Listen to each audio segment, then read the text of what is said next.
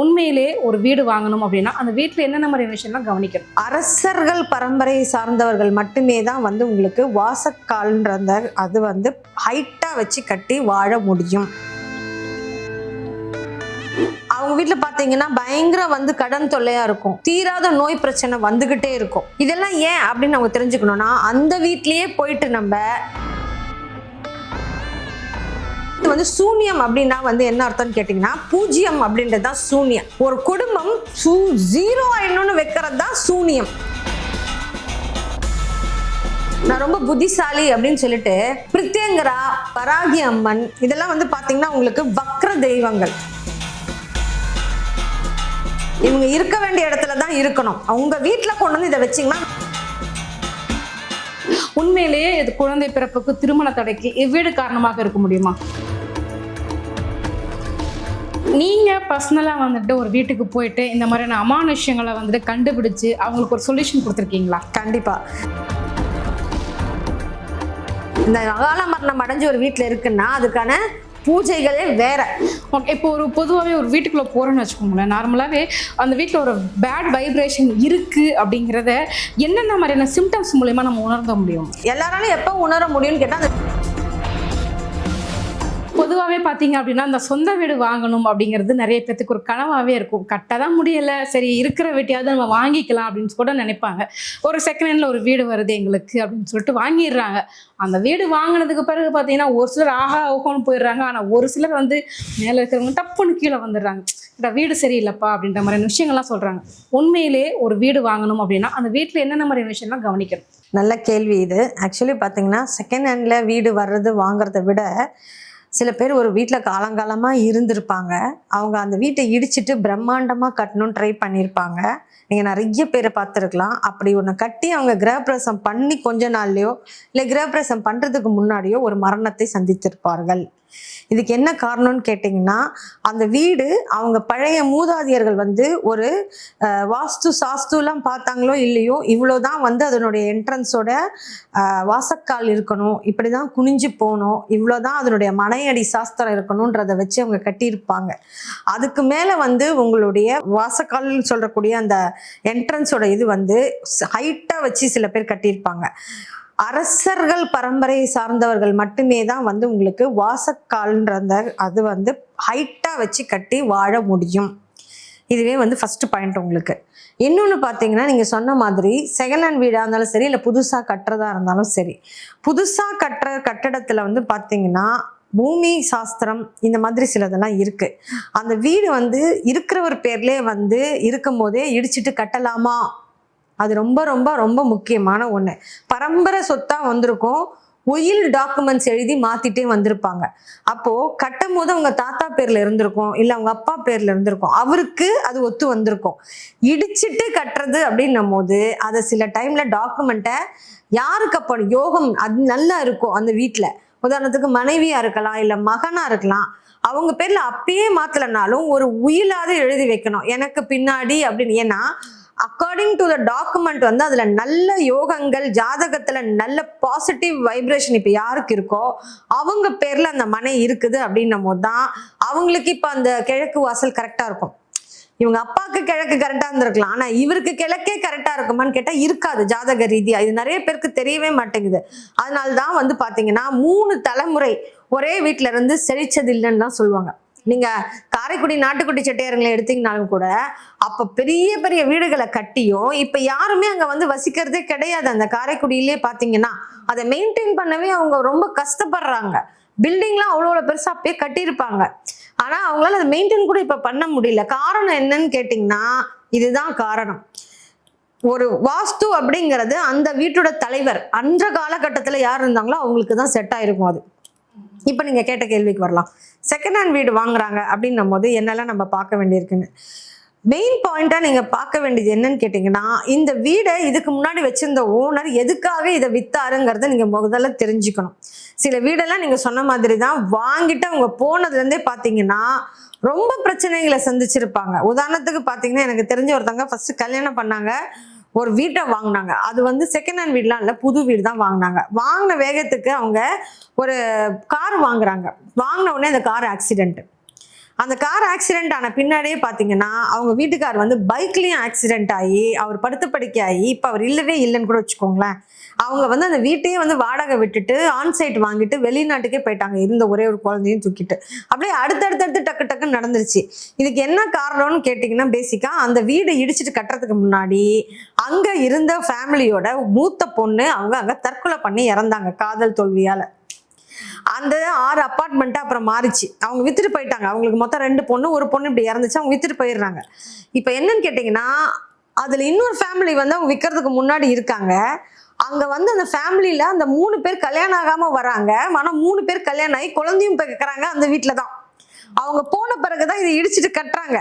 ஆனால் இடிச்சிட்டு கட்டி 6 பேர் வாங்கும் போது பார்த்தீங்கன்னா இந்த ஃபேமிலி அதில் அஃபெக்ட் ஆகிறாங்க. ஸோ என்ன காரணம் அப்படின்னா, அடிப்படையில் உங்க ஜாதகம் அங்கே ஸ்ட்ராங்காக இருக்குன்னா, பாசிட்டிவ் வைப்ரேஷன் ஸ்ட்ராங்காக இருந்துருச்சுன்னா இந்த நெகட்டிவ் வைப்ரேஷனால அங்கே உங்களுக்கு ஒன்றும் பண்ண முடியாது. ஸோ இந்த காரணத்துக்காக தான் இந்த பில்டிங், ஏன்னா இப்போ நிறைய உங்களுக்கு அப்பார்ட்மெண்ட் ஆகுது, தனி வீடாக இருந்தது தான் அப்பார்ட்மெண்ட் ஆகுது. ஸோ எதுக்காக அந்த தனி வீட்டை வித்துட்டு போனாங்க அப்படிங்கிறத நீங்கள் கண்டிப்பாக தெரிஞ்சுக்கணும். அடுத்தது, ஒரு சில வீடு வந்து இப்போ வந்து அவங்க இருப்பாங்க, அவங்க வீட்டில் பார்த்தீங்கன்னா பயங்கர வந்து கடன் தொல்லையாக இருக்கும், தீராத நோய் பிரச்சனை வந்துகிட்டே இருக்கும். இதெல்லாம் ஏன் அப்படின்னு நம்ம தெரிஞ்சுக்கணும்னா, அந்த வீட்லயே போயிட்டு நம்ம சோழி பிரசன்னம்னு சொல்லுவோம் நாங்க. அது போயிட்டு சில விதமான எந்திரங்கள் அப்படிங்கிற மாதிரி அதை வரைஞ்சி அதெல்லாம் பண்ணி அதுல வந்து அந்த சோழியை போட்டு பார்த்தாக்க என்ன வைப்ரேஷனால இவங்களுக்கு இந்த பிரச்சனை வருது. நான் வைப்ரேஷன் நீங்க சொல்லக்கூடிய விஷயங்கள் என்னன்னு கேட்டீங்கன்னா, ஒண்ணு எக்ஸ்டர்னலி வந்து வச்சுட்டு போயிருக்கலாம், டெல்லி சூனியம் ஏவல், இல்லைன்னா இவங்க போய் எக்ஸ்டர்னலி அதை வாங்கிட்டு வந்திருக்கலாம், ஒரு காத்து கருப்பு ஆவி இந்த மாதிரியான விஷயங்கள். இப்போ நம்ம இப்போ திருஷ்டி சுத்தி இப்போ போடுறோம் இல்லையா முச்சுந்தியில, அதை மிதிச்சுட்டு வருவாங்க. பொதுவாக உங்களுக்கு வந்து இந்த மாதிரி செய்வினை இதெல்லாம் வச்ச வீடா அப்படின்றதையும் வந்து கண்டுபிடிக்கணும். அதனால ஃபர்ஸ்ட் இருந்தவங்க இதை வித்துட்டு போயிருப்பாங்க வேற வழியே இல்லாம. அதாவது வந்து சூன்யம் அப்படின்னா வந்து என்ன அர்த்தம்னு கேட்டிங்கன்னா, பூஜ்யம் அப்படின்றது தான் சூன்யம் ஹிந்தியில. ஒரு குடும்பம் ஜீரோ ஆயிடணும்னு வைக்கிறது தான் சூனியம், வேற எதுவுமே கிடையாது. ஸோ அவங்க ஜீரோ எப்போ ஆவாங்க, இருந்த வீட்டையும் வித்துட்டு நடுத்தருக்கு போனா தானே ஆவாங்க. அப்ப இந்த வீட்டை இன்னொருத்தவங்க வாங்கிட்டு வராங்க, அப்ப அவங்க என்ன ஆவாங்க? ஆமா, ஜீரோ. ஸோ இந்த நெகட்டிவ் வீட்டை நீங்க தேர்ந்தெடுத்து வாங்குறதுக்கு உங்களுக்கு ஒரு வழி கிடைக்குதுனாவே உங்களை கொண்டு வந்து அது வழியே இழுத்து கொண்டு வந்து அந்த பிரச்சனையில விடுது. சில பேர் பாத்தீங்கன்னா அவங்க வயிற்று வழியில விற்கிறாங்க, அதனால கம்மி விலைக்கே முடிக்கலாம் ரியல் எஸ்டேட் புரோக்கருங்க சொல்லுவாங்க. ஏன் அவங்க வயிற்று வழியில விற்கிறாங்க? தீராத ஏதோ ஒரு பிரச்சனையாலதான் அதை வித்தா போதும் தான் வந்து கம்மி விலைக்கு வருவாங்க. கரெக்டுங்களா? அப்ப அது உங்ககிட்ட வந்து மேட்ச் ஆகி வருதுன்னா உங்களுக்கு இங்க கொஞ்சம் வீக்கா இருக்குன்னு அர்த்தம். இல்லைன்னா அந்த ஆப்பர்ச்சுனிட்டி உங்களுக்கு ஏன் கிடைக்குது? சோ இந்த மாதிரி வருதுன்னா வாங்கலாம், ஆனா அதற்கான முதல்ல சாஸ்திர சம்பிரதாயப்படி அதற்கான சில விஷயங்களை பண்ணிட்டு அதுக்கப்புறம் நீங்க வாங்கினீங்கன்னா அது கரெக்டா இருக்கும். ஓகே, இப்போ ஒரு பொதுவாகவே ஒரு வீட்டுக்குள்ள போறோன்னு வச்சுக்கோங்களேன், நார்மலாவே அந்த வீட்டில் ஒரு பேட் வைப்ரேஷன் இருக்கு அப்படிங்கிறத என்னென்ன மாதிரியான சிம்டம்ஸ் மூலமா நம்ம உணர்ந்த முடியும்? சரி, இந்த பேட் வைப்ரேஷன் வந்து எல்லாரும் உடனே உணர்ந்துட முடியுமான்னு கேட்டா கண்டிப்பா கிடையாது, உணர முடியாது. அதற்குன்னு நான் போன எபிசோட்லயே சொன்ன மாதிரி சில பிளட் குரூப் இருக்கிறவங்க, சில நட்சத்திரங்களில் பிறந்தவர்களால் மட்டும்தான் இந்த வீட்டில் ஒரு வைப்ரேஷன் நல்லா இல்லை அப்படிங்கிறத கண்டுபிடிக்க முடியும். எல்லாராலையும் அதை உணர முடியாது. எல்லாராலையும் எப்போ உணர முடியும்னு கேட்டால் அந்த வீட்டில் போய் குடும்பம் நடத்த ஆரம்பிச்ச பிறகு உணர முடியும். இந்த வீட்டில் வந்து விளக்கேற்றி வச்சாலே பிரச்சனை வந்துடுது, ஒரு நல்ல நாள் விசேஷ நாள் வந்தாலே குடும்பத்துக்குள்ள தகராறு வந்துடுது, இல்லை சில வீட்டுக்குள்ள போன நேரம் பார்த்தீங்கன்னா ஒன்னாவே எல்லாரும் குடும்பத்தோட நாங்கள் சாப்பிட்றதே இல்லைங்க வந்ததுல இருந்து. ஃபர்ஸ்ட் விஷயம் உங்களுக்கு அதுல எல்லாம் தான் காட்டும். அதுக்கு முன்னாடி சின்ன வீட்டில் தான் இருந்திருப்பாங்க, பட் எல்லாரும் வந்து ஏதாவது அந்த 3 வேளையில ஒரு வேளை சாப்பாடாது குடும்பத்தோட உட்காந்து சாப்பிட்டுருப்பாங்க. இப்ப வீடு பெருசா தான் இருக்கும், டைனிங் டேபிள் எல்லாமே இருக்கும், ஆனா ஒன்னா உட்காந்து சாப்பிட்றதுக்கு ஆளே இருக்காது, ஒன்னாவே சேர விடாது அந்த குடும்பத்தை. சோ இதெல்லாம் தான் இன்னும் இதுல போகணும்னு பாத்தீங்கன்னா, சில பேர்ல நான் ரொம்ப புத்திசாலி அப்படின்னு சொல்லிட்டு இந்த பிரித்யங்கரா, ஓகேங்களா, அதே மாதிரி வந்து பாத்தீங்கன்னா வராகி அம்மன், அதே மாதிரி பாத்தீங்கன்னா நரசிம்மர், இதெல்லாம் வந்து பாத்தீங்கன்னா உங்களுக்கு வக்ர தெய்வங்கள். இவங்க இருக்க வேண்டிய இடத்துல தான் இருக்கணும். உங்க வீட்டுல கொண்டு வந்து இதை வச்சீங்கன்னா அந்த வைப்ரேஷன் உங்களால வாங்க முடியாது. இப்ப நீங்க போய் கோயில்ல குடும்பம் நடத்த முடியுமா? முடியாது. கரெக்டா? அதனாலதான் கோயிலுக்கு நம்ம போறோம்னாவே அது வந்து சக்தி கோயில் ஆகட்டும், இல்லைன்னா வந்து ஐயப்பன் ஆகட்டும், யாரா இருக்கட்டும், நம்ம விரதங்கள்லாம் இருந்து அதுக்கு சில விஷயங்கள்லாம் வந்து கடைப்பிடிச்சாதான் கரெக்டா சக்சஸ்ஃபுல்லி அந்த கோயிலுக்கே நம்ம போயிட்டு வர முடியும். ஆமா. அப்படிப்பட்ட தெய்வங்களை நீங்க கொண்டு வந்து வீட்டுல வச்சுக்கிட்டா அங்க அப்ப குடும்பம் நடத்த முடியாது. ஏன் அதுவும் எஸ்பெஷலி இந்த மார்பிள் போட்டிருப்பாங்க, அது நேச்சுரல் ஸ்டோன். அதுல வந்து இந்த மாதிரி தெய்வங்கள் வச்சு இவங்க வந்து பூஜை எல்லாம் பண்ண ஆரம்பிச்சாங்கன்னா அது ஃபுல் ஃப்ளோரும் பரவிடும், அது வைப்ரேஷன். உங்களால அந்த வீட்டுல கண்டிப்பா குடும்பம் நடத்த முடியாது. ஆளுக்கு ஒரு பக்கமா பிச்சுக்கிட்டு தான் போலாம். ஏன்னா தெய்வம் வந்து ஃபுல் ஃபோர்ஸ்ல வீட்டுல இறங்கக்கூடாதுங்க. தெய்வம் வந்து ஃபுல் ஃபோர்ஸ்ல வீட்டுல இறங்கிடுச்சுன்னா அது கோயில் ஆயிடணும், குடும்பம் நடத்த முடியாது. இது நிறைய பேருக்கு தெரியல. என் வீட்டுல நெகட்டிவ் இருக்கு போல இருக்கு, நான் உடனே என்ன பண்றாங்க, சில பேர் சிலதை கேட்டுக்கிட்டு நேரா பிரித்யங்கரா கோயில்ல போயிட்டு ஒரு போட்டோ வாங்கிட்டு வந்து பிரித்யங்கரா இத நாமத்தை பாடுறதும் இதுவும் வந்து பண்ண ஆரம்பிச்சிருவாங்க. கண்டிப்பாக கூடாது, அது அங்கதான் இருக்கணும். இன்னும் சில பேர் இன்னும் ஒரு படி மேல போயிட்டு குலதெய்வம் அப்படின்னு சொல்லக்கூடிய துஷ்ட கடவுள்கள், காளி, ஐயனாரு, வீரனாரு, இவங்க எல்லாம் வந்து பாத்தீங்கன்னா ஊரை தள்ளி தான் கோயிலே வச்சிருந்தாங்க. ஏன், நீங்க வருஷத்துக்கு ஒரு தடவை உங்க அங்காளி பங்காளியோட போயிட்டு அதை கும்பிட்டு வரலாம், அவ்வளவுதான். அவங்களே கொண்டு வந்து வீட்டுல வச்சுட்டீங்கன்னா அப்ப அது ஊர் எல்லை காவல் தெய்வம் தான் வச்சிருப்பாங்க பாருங்க. ஊர் எல்லையில தான் வச்சிருக்காங்க. நீங்க கொண்டு வந்து வீட்டுக்கு நடுவுல வச்சீங்கன்னா அப்ப வீடோட வைப்ரேஷன் மாறிடும். ஒரு மனிதனா இவ்வளவு வைப்ரேஷன் தான் நம்மளால எடுக்க முடியும். அதுக்கு மேல எடுக்கணும்னா நம்ம ஞானிகள், விவேகானந்தர், ஆதிசங்கரர் இந்த மாதிரி மாறணும். அதனால வந்து அவங்களுக்கு 7 குண்டலையும் வந்து அவங்க இது பண்ணி தான் வந்து அந்த வைப்ரேஷனே எடுத்தாங்க. ஸோ சாதாரண மனிதனான நம்மளால வந்து அந்த ஃபுல் ஃபோர்ஸை வீட்டுக்குள்ள கொண்டு வந்து வைக்க கூடாது. கண்டிப்பாக.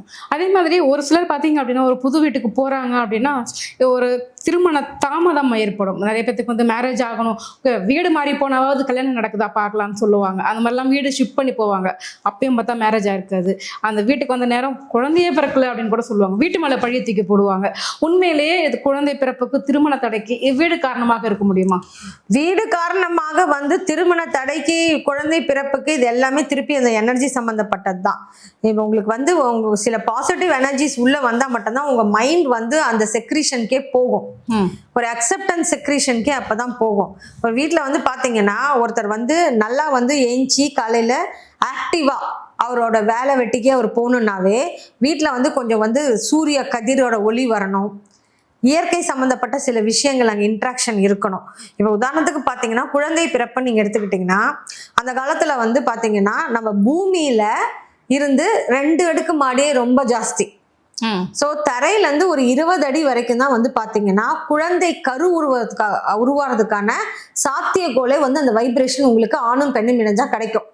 இப்போ நீங்கள் 14வது மாடியில் போய் அடுக்கு குடியிருப்பில் போய் இருக்கீங்க. அங்கே போயிட்டு நீங்கள் வந்து உங்களுக்கு வந்து ஒரு கணவன் மனைவி வந்து ஒரு கருத்தரிப்பு இதுக்கு போகிறாங்கன்னா பூமியில் சில வைப்ரேஷன் இருக்குது, கிராவிடேஷனல் ஃபோர்ஸ்ன்னு ஒன்று இருக்குது. அது இத்தனை அடி வரைக்கும் தான் அது கிடைக்கும். அந்த காலத்துல குழந்தை பிறப்பை தள்ளி போடணும்னா ஊஞ்சல் வச்சிருந்தாங்க. அதுக்குதான் கிராவிடேஷனல் ஃபோர்ஸே கிடையாது அதுக்கு, இல்லைங்களா? கீழே பூமியில இருந்து கான்டாக்ட் கிடையாது. அதுதான் அவங்க வந்து உங்களுக்கு வந்து குடும்ப கட்டுப்பாடு பண்ணாத முன்னாடி குழந்தை பிறப்பு இப்ப வேண்டாம்னா அதுதான் வந்து அவங்க வச்சிருந்து யூஸ் பண்ணக்கூடிய மெத்தட். அதனால எல்லா வீட்லயுமே ஊஞ்சல் இருந்தது. சோ வீட்டு மேல பழி போடுறதுக்கு முன்னாடி வீட்டுல நம்ம யூஸ் பண்ணக்கூடிய சில விஷயங்கள் இதெல்லாம் என்ன பண்ணி வச்சிருக்கோன்றத பார்க்கணும். அஃப்கோர்ஸ் சில வீடுகள் காரணமா இருக்கும். நான் சொன்ன மாதிரி இப்போ அந்த வீட்டுல ஆல்ரெடி நெகட்டிவ் எனர்ஜி நிறைய இருக்குன்னும் போது அந்த வீட்டுல ஏற்கனவே திருமணமானவங்களாலே வந்து ஒரு தாம்பத்தியமோ இல்ல ஒரு கணவன் மனைவியோ வாழ விடாதது. ஓகேங்களா? சோ வீட்டு மேல பழி போடுறது வந்து உங்களுக்கு வந்து அது கரெக்டா இல்லையாங்கிறத திருப்பி நீங்க வந்து அந்த ஒருத்தரை கொண்டு வந்து வீட்டிலேயே வச்சுதான் அந்த வைப்ரேஷன் நீங்க எடுக்க முடியும். குழந்தை பிறப்புக்கும் நான் இப்ப அதே மாதிரிதான் உங்களுக்கு சொன்னேன். நிறைய பேர் வந்து அதுக்கு பதிலா வந்து சாமி கிட்ட போயிட்டு வந்து விரதம் இருந்து அதெல்லாம் பண்ணுவாங்க. ஓகேங்களா? அப்ப வந்து குழந்தைனா மெயினா வந்து உங்களுக்கு முருகர் சஷ்டி விரதம் நிறைய பேருக்கு நாங்க சொல்றதும் அதுதான். சஷ்டி விரதம் இருங்க. அப்போ இத்தனை குழந்தைங்களுக்கு எத்தனை குழந்தைங்களுக்கு தானமா கொடுக்கணும்ன்றதும் அவங்க கணவன் மனைவி ஜாதகத்தை பார்த்து நாங்க சொல்லுவோம். அதை அவங்க கரெக்டா பண்ணி நிறைய பேருக்கு சக்சஸ் கிடைச்சிருக்கு. அது மாதிரி தவழ்ற கிருஷ்ணன் இருக்காரு இல்லையா, தவழ்ற கிருஷ்ணனை வச்சு அவருக்கு வந்து வெண்ணெய் வந்து நெய்வேத்தியமா டெய்லி வந்து அவருக்கு கொடுத்துட்டு வாங்க. இத்தனை நாள் எத்தனை நாள்ன்றத வந்து அவங்க ஜாதகத்தை பொறுத்து நாங்க சொல்லுவோம். அதுவும் சக்சஸ் பண்ணி கொடுத்துருக்கோம். ஸோ இந்த மாதிரி இதுக்கும் அதுக்கும் கனெக்டிவிட்டி இருந்தாலும் கடவுள் ரீதியா நம்ம அணுகும் போது இதுக்கு நிறைய பேருக்கு நாங்க தீர்வு சொல்யூஷன் கொடுத்துருக்கோம். கண்டிப்பா. நீங்க பர்சனலா வந்துட்டு ஒரு வீட்டுக்கு போயிட்டு இந்த மாதிரியான அமானுஷ்யங்களை வந்துட்டு கண்டுபிடிச்சு அவங்களுக்கு ஒரு சொல்யூஷன் கொடுத்துருக்கீங்களா? கண்டிப்பா. இது ஒரு நல்ல சுவாரஸ்யமான ஒரு கேள்வி. பாத்தீங்கன்னா அவர் வந்து நான் பேர் சொல்ல விரும்பவில்லை. அவர் வந்து அப்ப வந்து சிட்டிங் லா மினிஸ்டரா இருக்காரு. அவர் வீட்டில் பார்த்தீங்கன்னா அவங்க ஒய்ஃபு வீட்டை விட்டு போயிடுறாங்க. அவருக்கு திடீர்னு பார்த்தீங்கன்னா கட்சியிலே வந்து பயங்கர டென்ஷன், ஸ்ட்ரெஸ்ஸு, அவருடைய அந்த மினிஸ்டர் பதவியே போயிடும் அப்படிங்கிற லெவலுக்கு ஒரு பிரச்சனை. அவரோட பொண்ணுக்கு வந்து பார்த்தீங்கன்னா திடீர்னு வந்து என்ன சொல்கிறது, மென்டலி வந்து அஃபெக்ட் ஆகிட்டு படிக்க மாட்டேன் அப்படின்ற மாதிரி அவரோட பொண்ணு. ஸோ குடும்பமே ஒரு ரொம்ப மோசமான நிலைமைக்குள்ள இருக்குது. அப்போ நம்மக்கிட்ட வராரு அவர். அப்போ நம்ம சொல்கிறோம், அவர் வந்து நம்ம வீட்டுக்கே வரோம், வந்து உங்களுடைய பூஜை அறையை மட்டும் நீங்கள் காட்டுங்க, நம்ம என்ன பிரச்சனை அப்படின்னு சொல்லிடலான்னு சொல்லிட்டு போகிறோம். அப்போ அங்கே போயிட்டு நம்ம வந்து அவங்க எல்லாரையும் வெளியில் போக சொல்லியாச்சு, பூஜை அறை மட்டும், பூஜை ரூமில் மட்டும். அங்கே போயிட்டு ஒன்றுமே இல்லை, அவங்களுடைய குலதெய்வம் பச்சையம்மன், அந்த பச்சையம்மன் வந்து ஒரு ஃபோட்டோவே வச்சுருக்காங்க அவங்க. அதை போய் நான் உட்காந்து பார்த்த உடனேமே எனக்கு தெரிஞ்சு போயிடுச்சு. ஒரு 5 மினிட்ஸ்ல எல்லாமே அவரை நான் உள்ளே வர சொல்லிட்டேன். அவர் சொல்லவே இல்லாத ஒரு விஷயந்தான் அது. இந்த வீட்டில் யாராவது வந்து துர்மரணம் அடைஞ்சிருக்காங்க, அது உங்கள் குடும்பத்தை சேர்ந்தவங்க கிடையாது, குடும்பம் அல்லாத ஒருத்தங்க அடைஞ்சிருக்காங்கன்னு நான் கேட்டேன். அவர் நிஜமாலுமே ரொம்ப ஷாக் ஆகிட்டார் அந்த மினிஸ்டர். இது எப்படி உங்களுக்கு தெரியும், இது எப்படி நீங்கள் இல்லை, நீங்கள் அது ஃபஸ்ட்டு எனக்கு ஆமாம் இல்லை சொல்லுங்கன்னதுக்கு, ஆமாம் எங்கள் வீட்டில் வந்து ஒரு சர்வன் மேடு ஒரு பொண்ணு வச்சுருந்தோம், அவங்களுக்கு ஒரு 15-16 வயசு தான் இருக்கும், அவங்களுக்கு என்ன திடீர்னு பிரச்சனை என் ஒய்ஃபோட வந்ததோ தெரியல, அவங்க இதே வீட்டில் தூக்கு போட்டு இறந்துட்டாங்க. அப்போ வந்து நம்ம வந்து ரொம்ப பெருசுப்படுத்தாமல் அதை அவங்க ஃபேமிலியை கூப்பிட்டு நம்ம செட்டில்மெண்ட் பண்ணி அமுச்சிட்டோம் அப்படின்னு சொல்லிட்டாரு. இப்போ என்னன்னு கேட்டால், அந்த 15-16 வயசுல இறந்த அந்த கன்னிப்பெண் அப்படின்னு சொல்லுவாங்க இல்லையா, அதுக்கு நிறைய ஆசைகள் இருக்கும். ஸோ அது வந்து ஆசை எல்லாமே இதுவாக போயிடுச்சு இல்லையா உங்களுக்கு. அதாவது தற்கொலை பண்ணிக்கிற பல பேர் பார்த்தீங்கன்னா அந்த செகண்ட் உயிர் பிரியும் போது நம்மளை யாராவது காப்பாற்ற மாட்டாங்களான்னு தான் யோசிப்பாங்க. இது ஏன்னா வந்து இது நிறைய பேர் வந்து அப்போ ஒரு முடிவு எடுத்து அதில் போயிடுவாங்க. பட் அந்த தூக்குல தொங்குற தருணம் இருக்கு தெரியுங்களா, அப்போ நம்மளை யாராவது காப்பாற்றிட மாட்டாங்களான்னு அவங்களுக்கு தோணும். ஸோ இப்போ இந்த மாதிரி விட்டு போன ஆசைகள் இதெல்லாம் இருக்கும் போது என்ன ஆகுதுன்னு கேட்டிங்கன்னா, கரெக்டாக அவங்க ஒய்ஃபுக்கு ராகு தசை ஸ்டார்ட் ஆகுது. அதே வீட்டில் தான் இவங்க அதுக்கப்புறமா கிட்டத்தட்ட ஒரு 10 வருஷம் இருந்திருக்காங்க. ஆனால் இப்போ அவங்க ஒய்ஃப்க்கு ராகு தசை ஸ்டார்ட் ஆகும்போது கரெக்டாக என்ன பண்ணுறாங்க, அவங்க வீட்டை விட்டு அது வெளில அனுப்பிடுது. ஏன்னா அவங்க ஒய்ஃபு கூட ஏற்பட்ட பிரச்சனையில தான் அந்த பொண்ணு அங்கே இறக்குது. இவங்க அதுக்கு வந்து அதுக்கான சில விஷயங்கள் செய்யணும், அதெல்லாம் அவங்க செய்யலை. இந்த அகால மரணம் அடைஞ்சு ஒரு வீட்டில் இருக்குன்னா அதுக்கான பூஜைகளே வேற, இவர் செய்யல. சரிங்களா? இப்போ அவங்க ஒய்ஃபு போறாங்க, பின்னாடி இது என்ன பண்ணுதுன்னா, அவர் பொண்ணுக்கு இப்ப அந்த ஏஜ், இந்த பொண்ணு இறக்கும் போது அதுக்கு ஒரு 3-4 வயசு தான் குழந்தை, இப்ப அது 15-16 வயசு பொண்ணு. இப்ப என்ன பண்ணுதுன்னா, இந்த பொண்ணோட ஆத்மா போயிட்டு அதுக்குள்ள பூந்துக்குது. அந்த பொண்ணு இப்ப டிஸ்டர்ப் பண்ணுது, ஏன்னா அந்த பொண்ணுக்கு சந்திர தசை. சோ கரெக்டா 2 பேருக்கு வீக்கா இருக்கு. இவர் கொஞ்சம் ஸ்ட்ராங்கான தசை அப்ப இருக்கிறனால தான் இவர் நம்ம கிட்ட வராரே. அப்புறம் அவரை வந்து நம்ம கேரளாவில் சோட்டானிக்கரெல்லாம் கூட்டிகிட்டு போயிட்டு சில பூஜைகள் இதிலெல்லாம் அவரை உட்கார வச்சு அதெல்லாம் பண்ணி இப்போ நல்லா தான் இருக்காங்க. பொண்ணு கல்யாணம் ஆயிடுச்சு, அவங்க ஒய்ஃப் திருப்பி வந்துட்டாங்க, அவர் வந்து இப்போ நல்லா தான் இருக்கார். ஸோ இது நம்மளோட பர்சனலி வந்து பார்த்த ஒரு எக்ஸ்பீரியன்ஸ் தான் இது. ஓகே, நம்ம வந்து பணத்தை கொடுத்து எல்லாத்தையுமே சரி பண்ண முடியாது, அதையும் தாண்டி நிறைய விஷயங்கள் இருக்கு இல்லையா? ஆமாம், கண்டிப்பாக கண்டிப்பாக. ஸோ உண்மையிலேயே அமானுஷங்களுக்கு பின்னாடி இவ்வளோ பெரிய விஷயங்கள் இருக்குது அப்படின்றத எங்கள் நேயர்களுக்கு ரொம்ப தெளிவாக சொல்லியிருக்கீங்க. ரொம்ப நன்றி. வணக்கம். தினந்தோறும் இறை அருளின் ஒளிபரப்பை காண ஸ்ரீ வைரா டிவி